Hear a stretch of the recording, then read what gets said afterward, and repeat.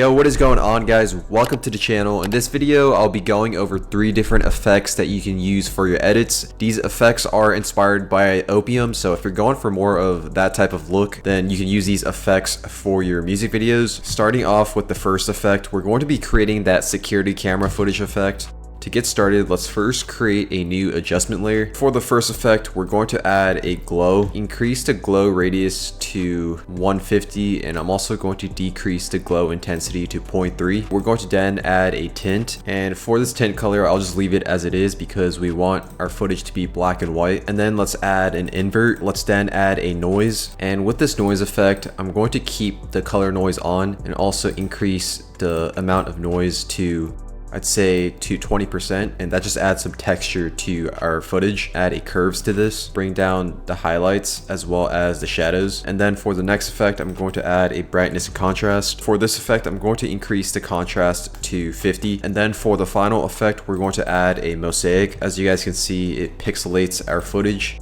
To make it look better, I'm going to increase this to around 600 by 600 for both the horizontal and the vertical blocks. Our footage is a lot more clear when we have it off, and then if we have it on, it feels more like that security camera footage look that we're going for. We're going to now move on to creating that security camera overlay. Create a new shape layer, and for this shape layer, you want to make sure that you have your fill off. So in order to do that, hold the Alt button on your keyboard, left click. We're going to then turn on the stroke. I'm going to make sure that it's a white color because we have an invert effect on this adjustment layer, and if you have an invert effect, it's going to change the color from white to black. Let's also increase or decrease the stroke to 5, and then just drag over your footage so that we can create this border. So I'm going to make it like that, and I also just want to make sure that the anchor point is right at the center. You can click your layer, hold the control button, and then double click this anchor point tool, and also make sure that this layer is right at the center. Go to Align tab and just make sure that the overlay is right at the center. Rename these layers just to make it easier for us to identify. I'll rename that to border and this one to Ken. Let's add a fastbox blur to this border. Increase the blur radius to 2. By adding this blur to the shape layer, it just makes it blend in with our scene more. We're going to now create that tracker where we have our shape layer tracking the face of our subject. Create a new shape layer, and also make sure that the shape layer is a white stroke and the stroke width is 5. To create the perfect square, you want to hold the control button and left click and just drag over your subject. So I feel like this box is the perfect size for our subject. Of course, you want to create this shape layer based off the size of your subject's face. I'm going to rename this to tracker and make sure that the anchor point is right at the center. For this shape layer, we want to make sure that it's tracked to the face of our subject. So let's open up the position and just keyframe the position in a way where it's following our subject's face. So you're going to have to go through the timeline and just drag your subject. I'm also going to turn off my snapping. Just make sure that your shape layer is always at the center of your subject's face. After keyframing the position, easy ease all of those keyframes. Now when I play this, as you guys can see, we have the tracker tracking the face of our subject, and make sure to add the fastbox blur effect to this tracker. So just go to your border and then click Ctrl C for the fastbox blur, and then click Ctrl V in order to copy and paste that effect. And now it actually blends in with our scene. We're going to now create the text of our subject, create a new text layer, and for the font, I'm going to be using VT323, and just type out the name of your artist. Make sure that the anchor point is right at the center. I'm gonna grab this layer and drag it above our tracker. Increase the scale, just have it a little bigger. We also want to make sure that the name is tracked with the tracker. In order to do that, open up the position of your text layer and then grab the property pick whip and drag it to the position of the tracker. Now it's tracked with the shape layer, but we want to make sure that the name is above the shape layer. Click that layer and then click A in order to open up the anchor point, and we just want to drag that up so that it's right above. And now when we play this, the text layer is perfectly tracked to the face of our subject. Let's also add the fastbox blur effect to that text layer.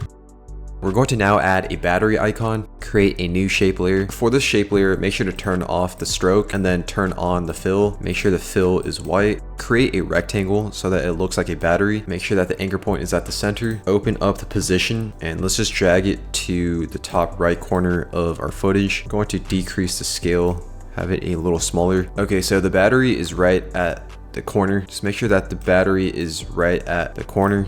Add the fastbox blur effect to this layer. We're going to now add the recording text to the top left corner. Create a new text layer. For this text layer, I'm going to write rec, which stands for record. Make sure that the anchor point is at the center, and then let's drag it to the top left corner. Add the fastbox blur effect to this layer. And then the final thing we're going to do is create that recording icon, which is the circle. Create a new shape layer. Make sure that your shape layer is an ellipse tool. If you want to go through your shape layers, just hold the Alt button, left click, and then find the ellipse tool. You want to make sure that it's a perfect circle. Hold the Shift button, drag your mouse, center the anchor point, decrease the scale. Make sure that it's right next to our recording text. And also add the fastbox blur effect to this layer. I'm going to rename these layers. Forgot to do that. To make this look a little better, I'm going to have this dot go on and off so that it looks more like a security footage. Make this dot 2 frames long, and then duplicate this layer, click Ctrl D, bring it forward 2 frames apart from the first layer, and then go another 2 frames forward from the second dot layer. Click Ctrl D, drag that 2 frames forward, and then just make sure that it extends all the way to the end of the timeline. Now when we play this, it goes on and off at the start, just makes it feel more authentic. This is our final look for the first effect. Now moving on to effect number 2, it's both an effect as well as a transition. We're going to be creating a transition between these 2 clips. To get started, let's first create a new adjustment layer. I'm going to add a curves effect, bring down the values, and keyframe the curves. Click that adjustment layer, click U to reveal the keyframes. Go forward 2 frames, bring up the midtones so that's a lot brighter. Go forward another 2 frames, and just copy and paste these keyframes until you reach the end of the adjustment layer. Select these 2 keyframes, click Ctrl C, and then click Ctrl V. Easy ease all of those keyframes. Now when we play this, we have that flicker effect between these 2 clips.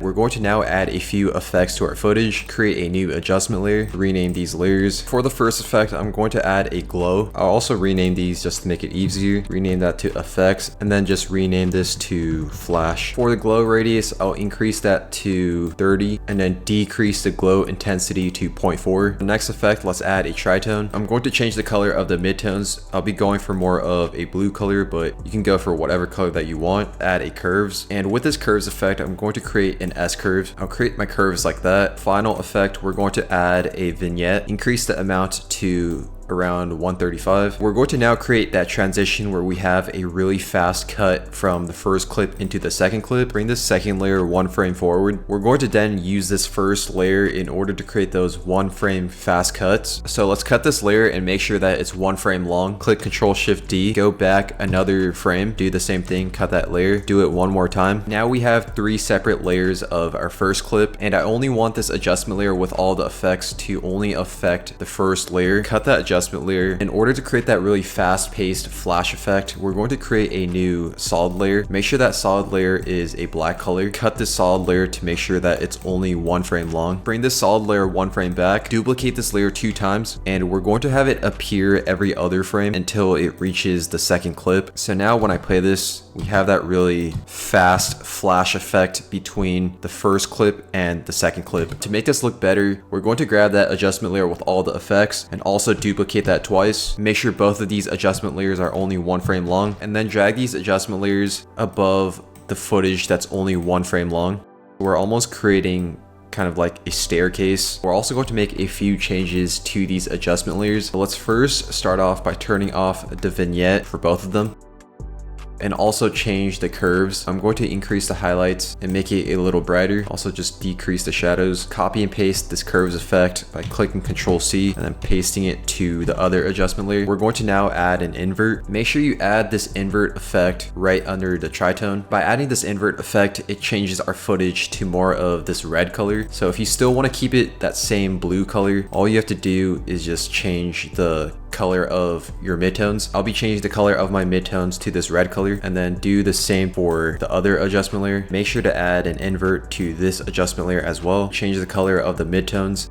I'm going to change the scale of the second layer and then the final layer of the first clip. We're going to create that stretch effect for these 2 layers just to exaggerate this flash effect a little more. So with this scale, you want to unlink the scale, adjust the X value. I'm going to increase that to 185, and also unlink the scale for this layer as well, and increase the scale of the Y value. I'll increase that to 244. For this one frame layer that's in the middle, I'm just going to leave that as it is. Now when we play this, we have that exaggerated flash effect. To make this look even better, we're going to create a new adjustment layer. Cut this adjustment layer so that it only affects the second clip, and then we're going to copy and paste these effects to this adjustment layer. The only difference we're going to make is changing the color of the midtones. I'll make it more of a gray color. And then we're just going to keep the settings of all the other effects the same. And now in order to really wrap up this entire transition, I'm going to create one final adjustment layer. Make sure this adjustment layer is 3 frames long. Add an exposure. Keyframe the exposure at 2 at the start and also the offset at 0.1. Click that layer, click U to reveal the keyframes, and then go forward 3 frames. Make sure both the exposure as well as the offset is 0. Next effect, we're going to add a directional blur. Keyframe the blur length at 80 at the start, and then go towards the end, keyframe it back to 0. Because we added this directional blur, it creates these transparent edges at the top as well as the bottom. And in order to fix that, we're going to add a motion tile. Make sure that motion tile effect is above the 2 other effects. Increase the output height and the output width to 200. Click mirror edges. Easy ease all of these keyframes. Now when I play this is what we have for our final transition. Moving on to the third and final effect, we're going to be creating this trippy distort effect. It has this opium theme to it. Let's first begin by creating a new adjustment layer. We're going to be adding a lot of effects to this adjustment layer. If it gets too render intensive on your device, you can always change the resolution. For the first effect, I'll be adding a uniglow. Decrease the size to 10 and then increase the intensity to 1.2. Add a tint. Add an invert. We're going to now add a noise. Increase the amount of noise to 20%. Add some fastbox blur so that we can have a little bit of blur to our footage. Increase the blur radius to 0.5, and then we're going to add a curves. Bring down both the highlights as well as the shadows.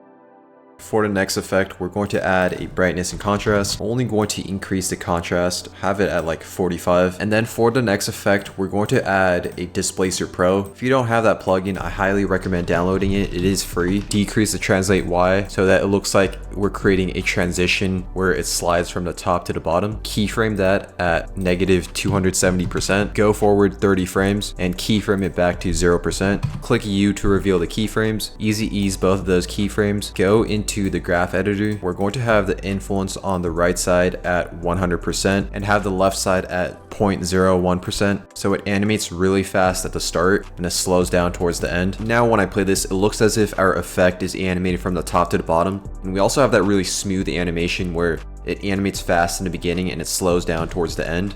And with this effect, I want it to look as if it's transitioning from the regular clip into this trippy distorted effect. So let's grab this adjustment layer and just bring it forward 6 frames. We're also going to keyframe the opacity as well. Keyframe the opacity at 0% at the start, and then go forward 30 frames and keyframe the opacity back to 100%.